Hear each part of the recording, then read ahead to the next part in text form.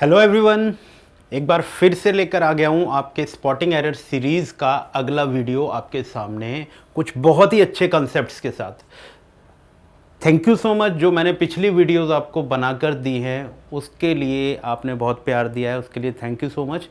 अब हम next video जो 12th सेशन है, हमारा 12th क्लास है, उसको अभी शुरू करने जा रहे हैं और बिलीव कीजिए बहुत अच्छे कंसेप्ट्स लेकर आया हूँ आपके लिए। बस वीडियो को शुरू से लास्ट तक देखना है आपको। और जो भी बच्चा एग्ज़ाम की तैयारी कर रहा है, मैं फिर कह रहा हूँ कि अगर ये वीडियोस वो देख लेगा तो एरर्स की उसकी प्रॉब्लम ख़त्म होने जा रही है। चलिए बिना देर किए हुए शुरू करते हैं अपना नेक्स्ट सेशन, नेक्स्ट कॉन्सेप्ट्स। देखिए हमारा कॉन्सेप्ट क्या है। पहला एरर का पहला कॉन्सेप्ट हमारा देखो क्या कह रहा है, the king was embarrassed to find evidences against his own queen. अब ये समझना है कि ये जो कॉन्सेप्ट है इसमें बेसिकली ये हमारा नाउन का कॉन्सेप्ट है और नाउन के कॉन्सेप्ट में हमें ये पता होना चाहिए कि हमारे कुछ नाउन होते हैं जो अनकाउंटेबल होते हैं। बेटा क्या होते हैं? अनकाउंटेबल। अब अनकाउंटेबल नाउन कौन से होते हैं? बेसिकली अनकाउंटेबल नाउन दो ही होते हैं, एक होता है एब्स्ट्रैक्ट नाउन और दूसरा होता है मटेरियल नाउन। तो आपको समझना है कि एब्स्ट्रैक्ट क्या होता है और मटेरियल क्या होता है। तो जो एब्स्ट्रैक्ट नाउन होते हैं वो नाउन होते हैं जिनको सिर्फ हम महसूस कर सकते हैं, जिनको हम सिर्फ फील कर सकते हैं, ना तो उनको देखा जा सकता है ना तो उनको टच किया जा सकता है। तो जितने भी एब्स्ट्रैक्ट नाउन होते हैं वो सब अनकाउंटेबल होते हैं। और ऐसे ही मटेरियल नाउन वो नाउन होते हैं जिन्हें हम तौल कर या मेजरमेंट में कहीं से लेकर आते हैं, तो वो सारे मटेरियल नाउन होते हैं। जैसे पानी हो गया, कपड़ा हो गया, पेट्रोल हो गया, डीजल हो गया, जो भी चीज़ वेट में आएगी या मेजरमेंट पे आएगी वो मटेरियल, वो भी अनकाउंटेबल होता है। अभी अगर हम ध्यान से देखें तो ये जो एविडेंस होता है बेटा, एविडेंस, ये भी क्या है?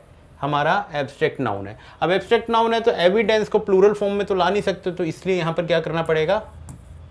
एविडेंस करना पड़ेगा, एविडेंसेस नहीं होता है। Is that clear? तो एविडेंस जो होता है वो क्या होता है? हमारा प्लूरल नहीं किया जा सकता क्योंकि वो अनकाउंटेबल नाउन होता है। तो पहला जो सेंटेंस है उसमें हमारे ये एरर है। चलिए नेक्स्ट कंसेप्ट पे आते हैं। कह रहा है while flying over India we had glimpses of the two sources of her culture, Gangas and Himalayas. ठीक है, अब आपको ये ध्यान रखना है कि गंगा रिवर का नाम है और हिमालयाज हमारा क्या है? ये हमारा माउंटेन रेंज है, माउंटेन रेंजेस। ठीक है, हमें पता है कि अगर हमने आर्टिकल पढ़ा हो या आर्टिकल तुमने देखा हो और नहीं भी देखा है तो मैं बता देता हूं, जितने भी रिवर के नाम होते हैं और जितने भी माउंटेन रेंजेस के नाम होते हैं उनके साथ आर्टिकल द का यूज करना चाहिए हमेशा। क्यों? क्योंकि वो क्या होते हैं? ज्योग्राफिकल लोकेशंस होते हैं। तो जितने भी ज्योग्राफिकल लोकेशंस हैं उनके साथ द लगाओ।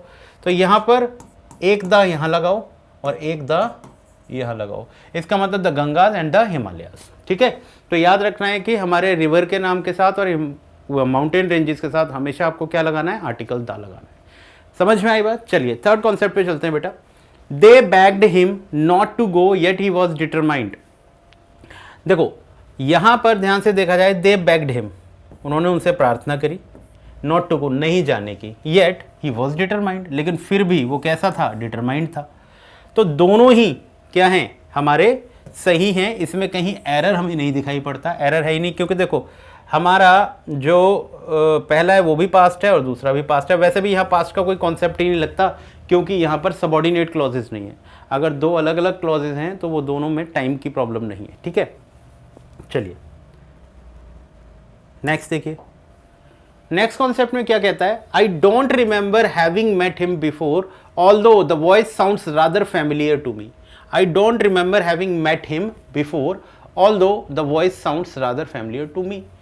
अब देखो यहां से शुरू करते हैं। आई के साथ डोंट लगा हुआ है, ठीक लगा है। रिमेंबर, रिमेंबर के बाद हैविंग यूज कर लिया क्योंकि वो रिमेंबर से पहले की बात कर रहा है, तो आगे वाली वर्ब जो होगी वो जेरेंट फॉर्म में होगी। हैविंग मेट, हैविंग मेट का मतलब जो काम इससे पहले हुआ हो, तो ये परफेक्ट फॉर्म हो गई। हिम, मेट का ऑब्जेक्ट हिम हो गया। बिफोर यहां पर क्या है बेटा? एडवर्ब की तरह काम कर रहा है, ये कंजंक्शन नहीं है, ध्यान रखना। तो बिफोर यहां पर पहले की बात कर रहा है, क्योंकि बिफोर आ गया तो ये क्या होगा? परफेक्ट फॉर्म में ही आना चाहिए। बिफोर का मतलब किसी एक पर्टिकुलर पॉइंट से पहले, तो हमें परफेक्ट फॉर्म लिखनी चाहिए। तो हैविंग मेट जो होती है आपका फ्रेज, जो आपका ये हैविंग का होता है वो परफेक्ट फॉर्म होती है। उसके बाद ये ऑल्दो आ गया। ऑल्दो हमारा क्या हुआ बेटा? कंजंक्शन हुआ। अब कंजंक्शन से हमें दूसरा क्लॉज जोड़ना है, ये जुड़ा हुआ है। Although the voice sounds rather familiar to me, ठीक है। अब देखो ये भी प्रेजेंट और ये भी प्रेजेंट, तो इसमें देयर इज नो एरर, तो यहाँ पर भी कोई एरर नहीं है बेटा, ये भी नो एरर का है। कोशिश किया करो कि नो एरर के क्वेश्चन आप निकाल लो, क्योंकि अगर आपने नो एरर के क्वेश्चन निकालना शुरू कर दिए तो समझ लेना एरर में आप मास्टर हो गए हो, ठीक है। Next, a lot of travel delay is caused due to the inefficiency and lack of good management on behalf of the railway. बहुत अच्छा क्वेश्चन है, यहां पर बच्चा कंफ्यूज होता है, क्लियर नहीं होता ये कॉन्सेप्ट, उसको मैं बता देता हूं। यहां पर ये जो ऑन बिहाफ ऑफ लिखा है ये गलत लिखा हुआ है बेटा, दिस इज रॉन्ग। अब मैं आपको बता दूं ऑन बिहाफ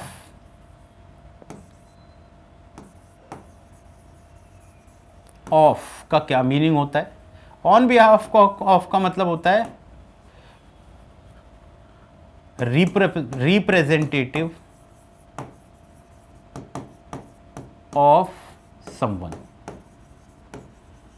जब आप ऑन बिहाफ ऑफ कहते हो तो आप एक्चुअल में खुद उस चीज को नहीं देख रहे होते हो, जिस चीज के लिए आप आए हो तो आप किसी दूसरे के बिहाफ पे आए हो। कहने का मतलब है आप एक डमी हो उसके लिए, कि भाई वो किसी तरह से प्रेजेंट नहीं हो पाया तो आपने उसने आपको भेज दिया और आप उसके बिहाफ पर, जैसे मान लो कि कोई एक्टर अगर फिल्म फेयर अवार्ड लेने जा रहा है बट वो किसी वजह से नहीं आ रहा, तो उसने क्या किया, अपने असिस्टेंट को भेज दिया और भेज दिया कि भाई तुम मेरे बिहाफ पर वो अवार्ड ले लो। तो वो अवार्ड इनडायरेक्टली एक्टर को ही मिल रहा है लेकिन उसकी जगह पर वो काम कर रहा है। अब उसका जो भी जिम्मेदारी होगी वो उस एक्टर की होगी, उसकी नहीं होगी, वो तो सिर्फ उसके जगह पर वो लेना है। तो ऑन बिहाफ ऑफ का मतलब होता है रिप्रेजेंटेटिव ऑफ समवन। लेकिन इसमें एक वर्ड और लिखता हूं, on the part of, on the part of, इसका मतलब इंडिविजुअल खुद होता है, इंडिविजुअल।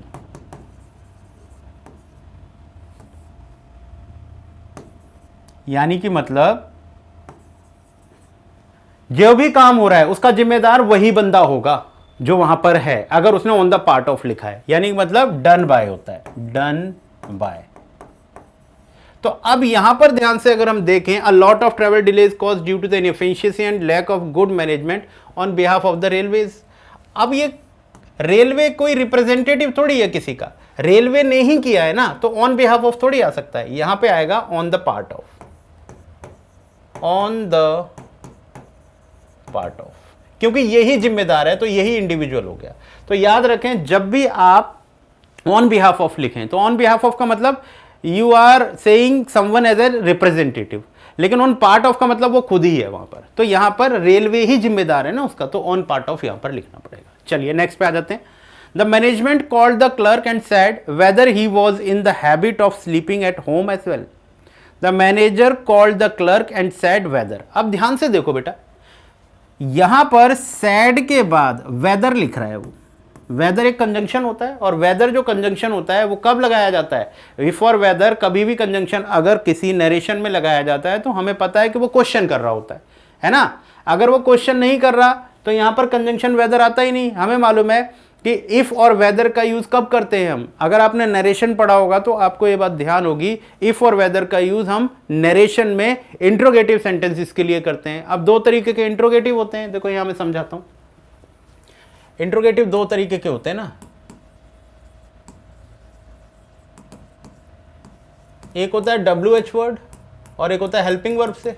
तो WH वर्ड में तो WH वर्ड खुद ही बन जाता है कंजंक्शन, और हेल्पिंग वर्ब में हम किसको बनाते हैं, इफ और वेदर को बनाते हैं, है ना।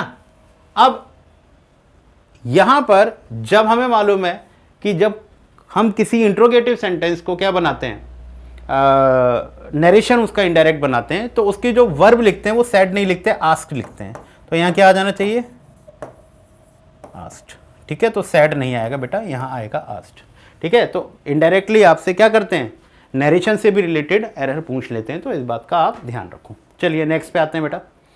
नेक्स्ट क्या कह रहा है, the crew were on board and they soon busied themselves in preparing to meet the storm.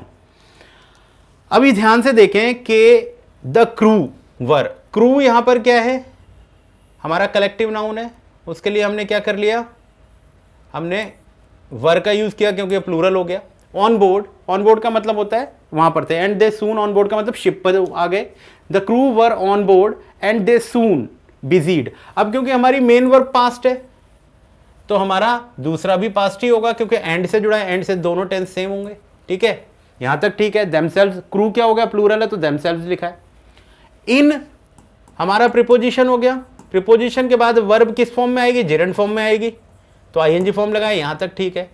To meet, preparing अपने आप में वर्ब होता है, तो उसके बाद दूसरी वर्ब लिखोगे तो आपको इन्फिनिटिव फॉर्म में लिखना पड़ेगा, क्योंकि प्रिपेयर होने के बाद मीट तो वो फ्यूचर में ही करेंगे, तो टू मीट द स्टॉर्म। अब प्रॉब्लम यह है कि स्टॉर्म से आप मिलते नहीं हो, स्टॉर्म को आप फेस करते हो। मीट तो किसी पर्सन से करते हो ना, किसी व्यक्ति से मिलते हो, स्टॉर्म से मिलने थोड़ी जा रहे हो आप, उसे क्या कर रहे हो, फेस कर रहे हो। तो यहां पर मीट की जगह क्या आ जाएगा, फेस आ जाएगा। गलती यहां पर वर्ड की है, कॉन्टेक्स्ट की है। क्लियर है बच्चों इस बात को? तो अपने नेक्स्ट क्वेश्चन पे चलते हैं फिर।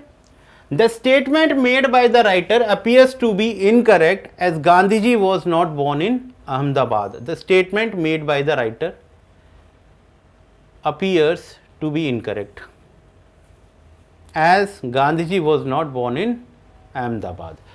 ऑब्वियसली अब देखो यहां पर क्या है, स्टेटमेंट हमारा सब्जेक्ट हुआ, मेड हमारा वर्ब हो गया जो कि पास्ट का है, और ये जो लिखा ना बाय द राइटर, ये क्या है, ये इस made by the statement made by the writer. ठीक है, तो जो भी स्टेटमेंट है जो राइटर के द्वारा की गई, तो बाय द राइटर जो है वो पैसिव फॉर्म हो गई, स्टेटमेंट को डिस्क्राइब कर रही है। अपीयर्स, ठीक है, अपीयर्स अभी मैं आपको ऐसे समझा देता हूं, ऐसे नहीं समझ में आता। तो जो ये जो स्टेटमेंट है ना, स्टेटमेंट के लिए ये जो लिखा है मेड बाय द राइटर, ये डिस्क्राइब किसको कर रहा है, स्टेटमेंट को डिस्क्राइब कर रहा है। ये made by the writer, made जो है स्टेटमेंट की वर्ब नहीं है बेटा, इससे गलती मत करना। ठीक है, मेड बाय द राइटर का किसको डिस्क्राइब कर रहा है, ये स्टेटमेंट को डिस्क्राइब कर रहा है, तो ये हमारा एडजेक्टिव फ्रेज हो गया बच्चे। अब एडजेक्टिव फ्रेज स्टेटमेंट के लिए लाया, लेकिन इस स्टेटमेंट का जो वर्ब है वो क्या है, अपीयर्स। तो the statement made by the writer appears, ये प्रेजेंट है हमारा। To be incorrect as Gandhi ji was not born in Ahmedabad.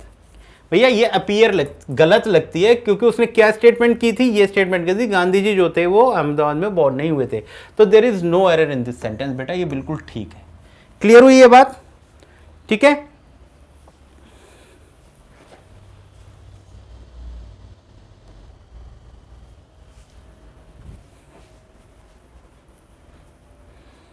चलो नेक्स्ट क्वेश्चन देखते हैं बेटा। With the advancement of winter the days grow shorter while the nights grow longer. वो ये कह रहा है कि जैसे जैसे विंटर बढ़ता जाता है, जैसे जैसे विंटर आता जाता है, ठीक है, उसमें क्या होता है, डेज जो होते हैं वो छोटे हो जाते हैं और जो नाइट्स होती हैं वो बड़ी हो जाती हैं। अब इसमें इसने जो किया है ना बेटा, ध्यान से देखना, एडवांसमेंट वर्ड का जो यूज़ किया है ये गलत किया है इसने। Advancement is a wrong word for कोई चीज़ जब आपको अप्रोच करती है उसके लिए। एडवांसमेंट का मतलब तो होता है प्रोग्रेस, ठीक है, तो प्रोग्रेस की बात नहीं हो रही है यहां पर, बात हो रही है कि जैसे जैसे विंटर पास आता है। ठीक है, तो एडवांसमेंट की जगह आप दो वर्ड लिख सकते हो, या तो यहां लिख दो एडवांस, सिर्फ एडवांस लिखो। ठीक है, एडवांस का मतलब भी जैसे कोई पास आता है या आगे बढ़ता है, आगे बढ़ने की बात है, या तो एडवांस लिख दो, नहीं तो एडवेंट का भी वही मतलब होता है। दोनों का मतलब होता है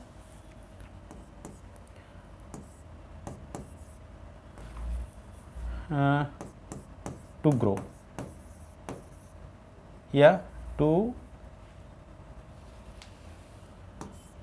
या मैं लिख दूं बढ़ना, बढ़ना। ठीक है, इसका मतलब ये होता है जैसे जैसे विंटर बढ़ता है ऐसे ऐसे ये होता है। तो या तो यहां वर्ड लिख लो एडवांसमेंट की जगह एडवांस सिर्फ, या एडवेंट, एडवेंट या एडवांस में से दोनों में से कोई भी वर्ड लिख सकते हो। एक और हो जाता है ऑनसेट भी लिख सकते हो, एक वर्ड और होता है ऑनसेट, इसका भी मतलब यही होता है। तो तीनों में से कोई सा भी लिख लो, ठीक हो जाएगा। तो यहाँ सिर्फ कॉन्टेक्स्ट की गलती है। एडवांसमेंट प्रोग्रेस होता है किसी पर्सन की, प्रोग्रेस कैसे कैसे वो बढ़ोतरी करता है अपने जीवन में, आगे बढ़ता है, उसको एडवांसमेंट कहते हैं। तो यहाँ पर इसकी गलती है। Is it clear? चलिए नेक्स्ट देखिए बेटा। Amar introduced me to his friend who is a scientist and an engineer. बहुत अच्छा क्वेश्चन है, ध्यान से देखें, पेपर में पूछा ही जाता है।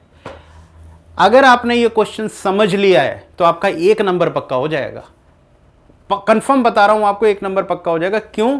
क्योंकि ये क्वेश्चन रिपीटेडली पूछा जाता है। देखो कैसे, Amar introduced me to his friend who is a scientist and an engineer. अब देखो यहां पर अमर ने इंट्रोड्यूस किया उसके दोस्त को मुझसे, जो कि एक साइंटिस्ट है और एक इंजीनियर है। अब आप ध्यान से रखो, बंदा तो एक ही है ना। अगर ये बंदा एक ही है तो ये दो, तो ये साइंटिस्ट और इंजीनियर, ये दोनों रोल भी एक ही बंदे के अंदर होंगे ना। और अगर एक ही बंदे के अंदर है तो इंग्लिश में ये रूल कहता है कि बेटा जब एक ही बंदे के लिए दो बातें की जा रही हो तो आर्टिकल सिर्फ पहले वाले के साथ लगाया जाता है, उसे कॉमन कर दिया जाता है, क्योंकि दोनों के साथ आर्टिकल अगर आप लगाओगे तो वो दोनों अलग अलग बंदे हो जाएंगे। इसलिए यहां पर एन को काट दो और यहां आंसर हो जाएगा Amar introduced me to his friend who is a scientist and engineer. बात समझ में आ गई?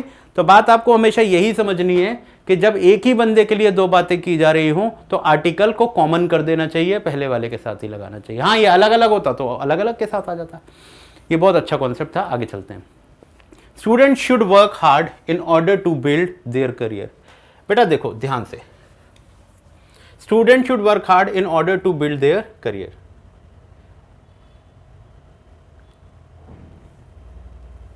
इसमें तो कोई एरर नहीं है। Student should work hard in order to build their career. I think this is correct, there is no error in this sentence. ठीक है,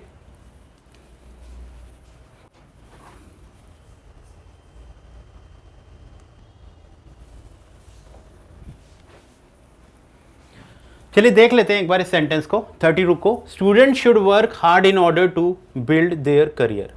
अभी यहां पर ध्यान से देखेंगे, अगर आप ध्यान से देखोगे तो कहीं पर एरर, आपको ग्रामेटिकल एरर नहीं लग रहा। यहां पर होमोनिम्स का एरर है बेटा। होमोनिम्स आजकल एसएससी में पूछे जा रहे हैं। तो यहां पर एक होता है CARRER और एक होता है CARRIER। ठीक है, तो दोनों में डिफरेंस होता है। करियर मतलब ये वाला करियर आपका अपना जो करियर है लाइफ का, ठीक है, यानी कि मतलब one's achievements, that is career. और ये CARRIER वाला होता है एनीथिंग दैट कैरी समथिंग, मतलब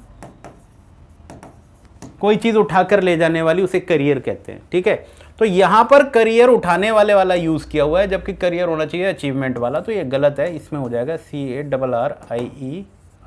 सॉरी, मैंने भी वही लिख दिया, CARRER करियर। ये वाला करियर लिखो। यहाँ पर करियर के होमोनिम्स का एरर था। पहले वाला करियर जो है वो क्या है, कैरी करने वाला करियर है। ये वाला करियर जो है हमारा फ्यूचर वाला करियर है, ये वाला लिखो।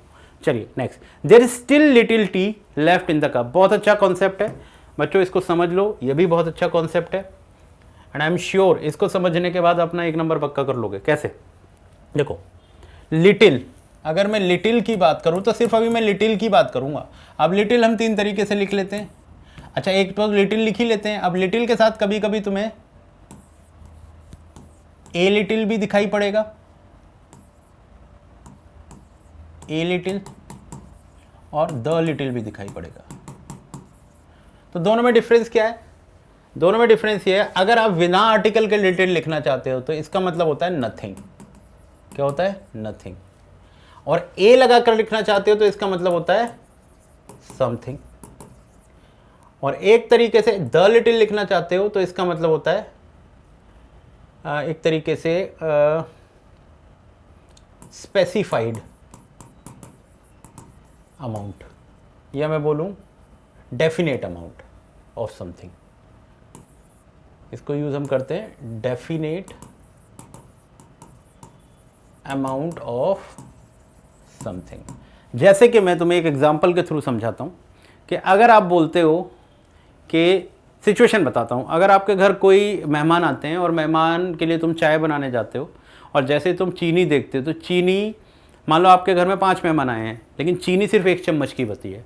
अब नथिंग, लिटिल का मतलब यही हुआ कि भले ही आपके पास वो चीज़ है लेकिन वो चीज़ अगर आपके काम नहीं आ पा रही है तो वो ना के बराबर ही मानी जाएगी।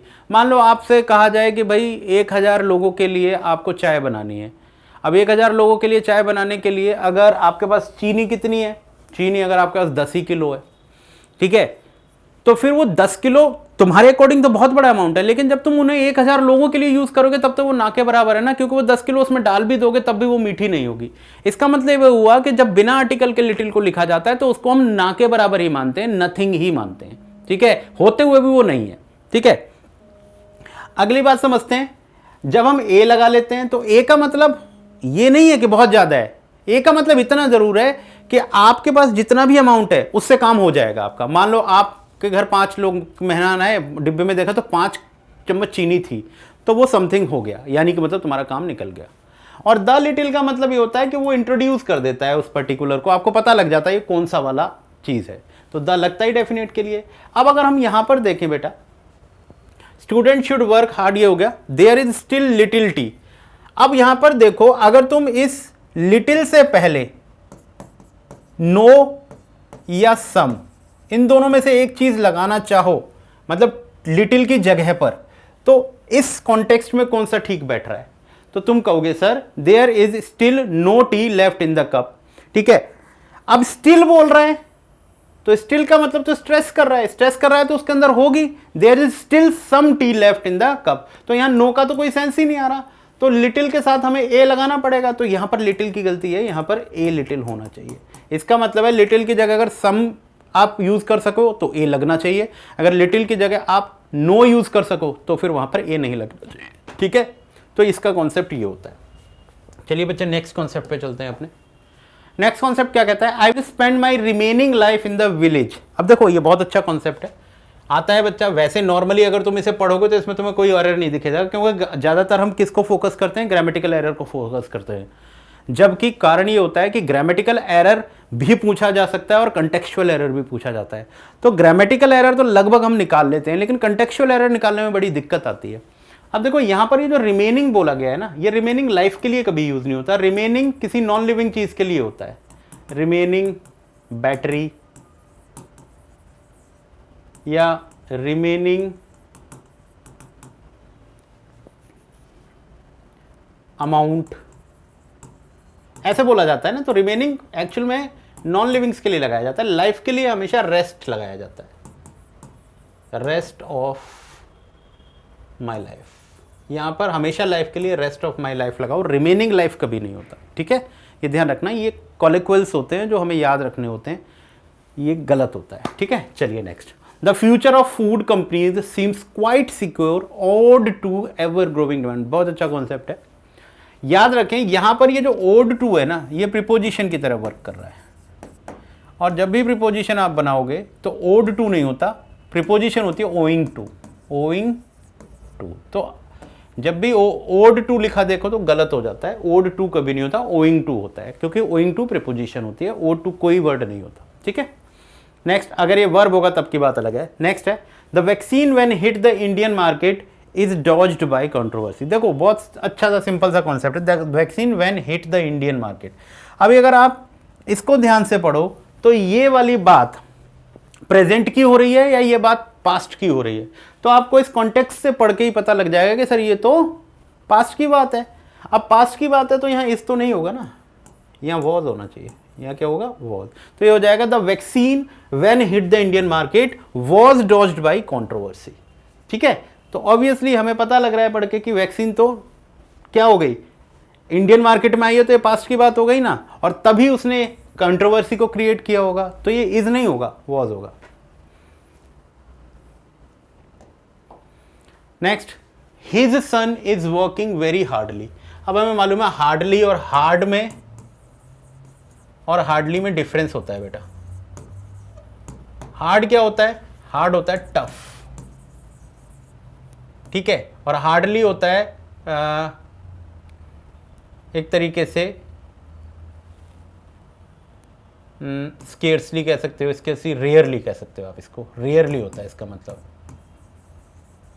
अब ये जो होता है ना, ये एडजेक्टिव भी होता है बेटा और ये एडवर्ब भी होता है, ठीक है। अगर ये किसी नाउन को डिस्क्राइब करे तो ये एडजेक्टिव हो जाएगा नाउन से पहले, जैसे हार्ड सरफेस, और अगर ये किसी वर्ब को डिस्क्राइब करेगा तो फिर ये एक्शन के लिए एडवर्ब हो जाएगा। लेकिन हार्डली जो होता है ना, ये ऑलवेज एडवर्ब होता है, ऑलवेज एडवर्ब। अब आपको ये ध्यान रखना है कि जब भी आप हार्डली का यूज करोगे तो इसका मतलब होता है ना के बराबर। इसका मतलब क्या होता है? ना के बराबर, मतलब कुछ नहीं करना। ये नेगेटिव टर्म होती है। ये क्या होती है? नेगेटिव, ना के बराबर। और हार्ड का मतलब टफ काम करना होता है। तो his son is working very hardly, इसका मतलब तो ये हो गया कि उसका सन कुछ काम करता ही नहीं है। अब मान लो इसका कॉन्टेक्स्ट ये भी हो वो काम करता नहीं है, तो एक चीज और समझ लेना, हार्डली जो होता है ना वो मेन वर्ब के पहले लगता है हमेशा, मेन वर्ब के पहले लगता है, और हार्ड जो होता है वो मेन वर्ब के बाद लगता है। तो अब यहां पर अगर हम इसके प्लेसमेंट को भी देखें तो his son is hardly working, तो ये ठीक होता, his son is hardly working, तो ये ठीक होता कि वो करता ही नहीं है कुछ। लेकिन हम बाद में लिख रहे हैं तो हार्डली नहीं लिख सकते, आपको लिखना पड़ेगा हार्ड। ठीक है, जैसे मैं बोलूं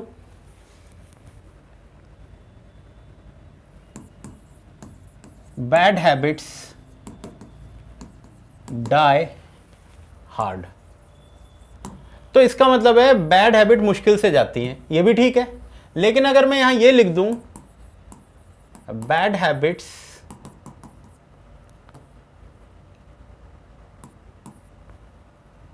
डाई हार्डली, तो इसमें आप ना डिफरेंस क्रिएट नहीं कर पाओगे। अब दोनों का मतलब ही सेम हो रहा है लेकिन प्लेसमेंट गलत है दोनों की। हार्ड लास्ट में लगेगा लेकिन हार्डली वर्ब से पहले लगेगा, तो यहां पर आप हार्डली लिखो, इसको यहां पर उठा के यहां लिख दो तो ये ठीक हो जाएगा, दोनों का मीनिंग सेम है। Bad habits die hard, bad habits hardly die. तो याद रखो कि जो हार्डली वर्ड होता है वो एडवर्ब होता है, वो अपनी मेन वर्ब को हमेशा डिस्क्राइब करता है, तो मेन वर्ब से पहले होना चाहिए वो, और हार्ड हमेशा सेंटेंस के लास्ट में होना चाहिए। तो ऐसे इन दोनों के डिफरेंस को तुम क्रिएट कर पाओगे।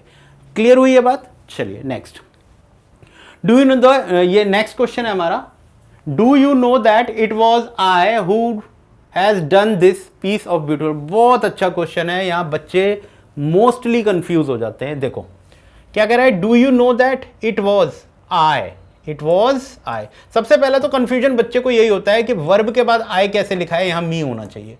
तो इसको मैं ध्यान से और बड़े प्यार से तुम्हें समझा दूं बेटा, कि जब भी आप अपने आप को इंट्रोड्यूस करते हो, जैसे it was me, it was आई, ये आप अपने आप को डिस्क्राइब कर रहे हो ना, अपने आप को इंट्रोड्यूस कर रहे हो ना। तो जब भी आप अपने आप को इंट्रोड्यूस करो तो ये चेक कर लो कि भाई आप अपने आप को एज एन ऑब्जेक्ट इंट्रोड्यूस कर रहे हो या एज अ सब्जेक्ट इंट्रोड्यूस कर रहे हो। ये गलत नहीं होता है। अगर आप ये बोल रहे हो ना इट वॉज आई, तो ये रॉन्ग नहीं है, ये ठीक है। और अगर आप बोल रहे हो it was me, this is also correct, लेकिन दोनों के कॉन्टेक्स्ट अलग हैं। एक में आप क्या हो, सब्जेक्ट हो, और एक में आप ऑब्जेक्ट हो। तो जब आप इट वॉज आई बोलते हो तो भी ठीक है, क्योंकि आप आगे जिस कॉन्टेक्स्ट में अपने आप को इंट्रोड्यूस कर रहे हो उसके तुम सब्जेक्ट हो, इसलिए इट वॉज आई ठीक है।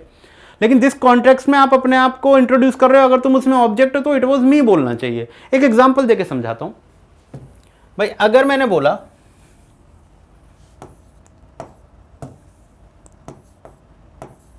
इट वॉज, और यहां मैंने डैश छोड़ दिया, इट वॉज whom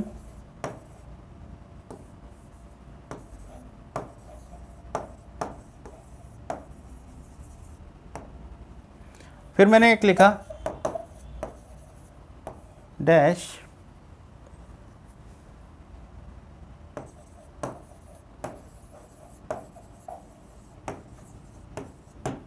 अब तुम ध्यान से देखो इस वाले सेंटेंस, इस वाले में जब आप अपने आप को इंट्रोड्यूस कर रहे हो तो इस वाले सेंटेंस के कॉन्टेक्स्ट में इंट्रोड्यूस करोगे अपने आप को।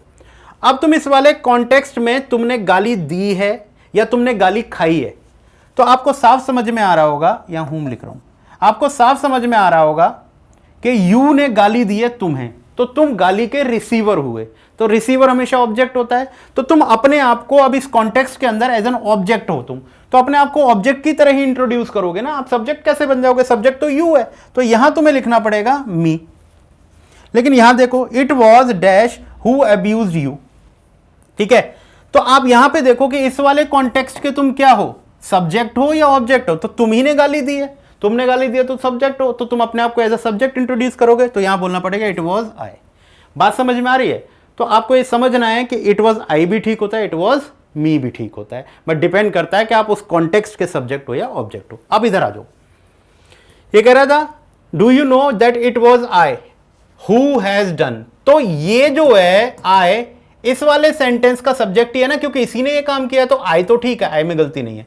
लेकिन आप ध्यान रखो कि हु जो होता है बेटा, हु जब ये अपने से पहले वाले किसी नाउन को या प्रोनाउन को इंट्रोड्यूस करता है ना, तो इसका अपना कोई नंबर नहीं होता, हु का अपना कोई नंबर या अपना कोई जेंडर नहीं होता।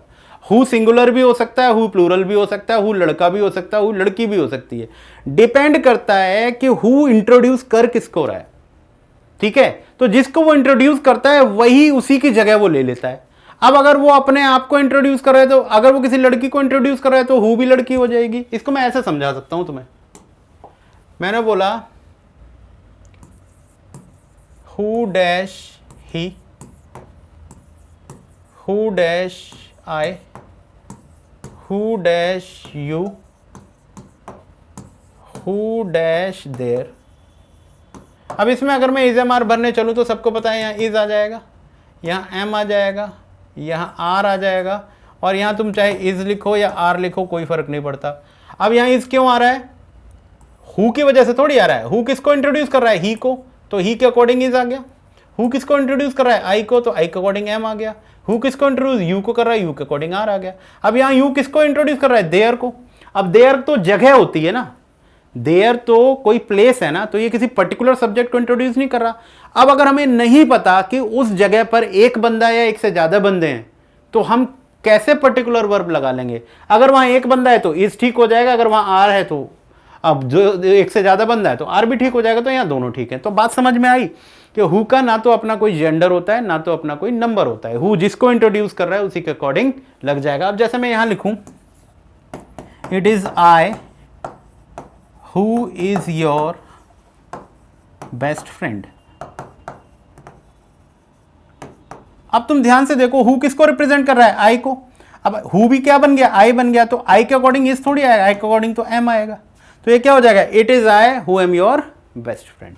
ठीक है, ऐसे ही यहां पर आ जाओ। यहां पर देखो it was I who has, I के लिए हैज नहीं लगता, आई के लिए क्या लगता है? हैव लगता है बेटा। तो आई थिंक ये कॉन्सेप्ट अब आपको समझ में आएगा और इससे कई सारे कॉन्सेप्ट आपके क्लियर हो गए होंगे। ठीक है, चलिए नेक्स्ट देखिए। The company has ordered some new equipments. अब ये तो बहुत सिंपल सा है। इक्विपमेंट हमारा क्या होता है? एब्स्ट्रैक्ट नाउन होता है बेटा। Equipment, jewellery, baggage, luggage, traffic, ये सब हमारे क्या है? एब्स्ट्रैक्ट नाउन है। क्यों? क्योंकि अगर मैं इक्विपमेंट बोलूं जाके किसी दुकान में, भैया मुझे इक्विपमेंट दे दो, तो वो दे देगा मुझे कुछ? नहीं। इक्विपमेंट में भी वो चीज मांगेगा ना, कौन सा इक्विपमेंट। तो इक्विपमेंट एक टर्म है, एक आइडिया है, एक कॉन्सेप्ट है, जिसको बस हमने एक शब्द की तरह यूज करते हैं, लेकिन वो एक्चुअली में एग्जिस्ट कुछ नहीं करता उसमें। तो इक्विपमेंट हमारा क्या हुआ? एब्स्ट्रैक्ट हुआ।